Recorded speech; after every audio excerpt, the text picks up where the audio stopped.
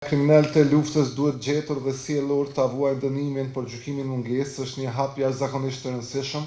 në raport me vënien e drejtësisë për viktimat dhe në dënimin meritor për kriminalët. Krimet e luftës dhe krimet kundër njerëzimit që janë kryer gjatë periudhës së luftës në Kosovë nga shteti i Serbisë kanë lënë pasoja të thella, jo vetëm për ata që i përjetuan drejt për drejt, por edhe për shoqërinë në tërësi. Për herë të parë, Qeveria e Republikës Kosovës ka prioritizuar krijimin e një dokumenti strategjik për drejtësinë tranzicionale, e cila do të trajton shkeljet e rënda të drejtave të njerëzit dhe shkeljet e së drejtës ndërkombëtare humanitare, ku gjatë këtij viti janë trajtuar gjithsej 35 raste të krimeve të luftës, prej të cilave 10 raste përmbajnë aktakuza apo akuza për dhunë seksuale si krimi i luftës. Krahasuar me 25 vitet e kaluara, ku janë trajtuar vetëm 4 deri në 5 raste për dhunë seksuale si krim lufte, rritja e aktakuzave për dhunën seksuale është një hap pozitiv, pasi viktimat e dhunës seksuale kanë filluar të thyen heshtjen, të luftojnë stigmat dhe të raportojnë krimet në organet e ndjekjes. Që nga përfundimi i luftës në Kosovë, institucionet gjyqësore vendore edhe ato ndërkombëtare kanë dënuar rreth 74 persona për krimet e luftës në Kosovë dhe në anën tjetër janë vrarë rreth 10.000 viktima civile. Gjatë vitit 2024 kanë filluar ose në faza të ndryshme janë zhvilluar procedura në 34 lëndë kundër 98 pjesëtarëve të forcave serbe dhe një lëndë kundër 2 pjesëtarëve të ushtrisë çlirimtare të Kosovës. Këtu përfshihen edhe 14 aktakuza ndaj 72 pjesëtarëve të forcave serbe, pra aktakuza në mungesë. Që të gjitha shkresat e lëndës të jenë të përkthyera në gjuhën serbe, kur të akuzuarit janë të nacionalitetit serb. Kjo do të mundësoj një proces gjyqësor më të drejtë dhe do të siguroj që të gjitha palët të kenë qasje të barabartë në informacionet e lëndës. Kjo veçanërisht është e rëndësishme, pasi që gjatë monitorimit e kemi parë që disa sanca fillestare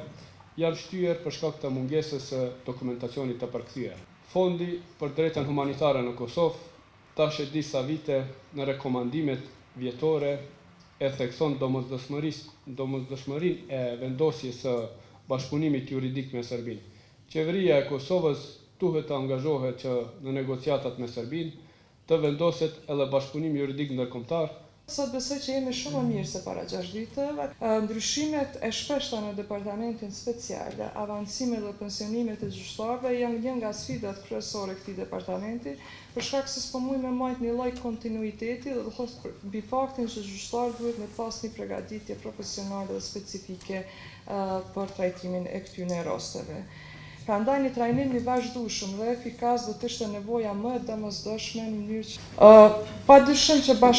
mungesa e bashkëpunimit ndërkombëtar është një nga sfidat më të mëdha që janë edhe për prokurorinë edhe për gjykatën. Këto e them sidomos në aspektin me shtetin e Serbisë, do thotë për shkak se aty gjenden shumica e dëshmitarëve për cilët i nevojiten shpesh gjykatës, po njëkohësisht edhe prova tjera materiale. Gjatë vitit 2024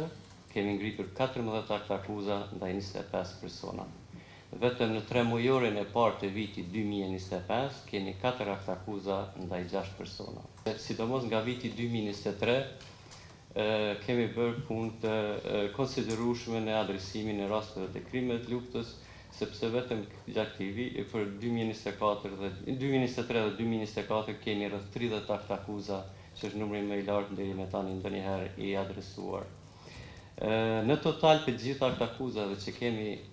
ngritur janë 14 aktakuza në mungesë dhe për njoftimin tuaj kemi edhe 12 aktakuza të cilat vetëm se gjenden në gjykatë e të trashëguara nga UNMIK-u dhe ULEX-i, që i bjen në total janë 26 aktakuza të cilat janë në mungesë dhe pritet të shqyrtohet çështja e përkthimit. Ne kemi sfidë të madhe në adresimin e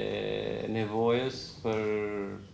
përkthimin e çdo dokumenti dhe çdo dosje të krimeve të luftës në gjuhën shqipe ose serbe ose anasjelltas, për shkak të mungesës përkthyesve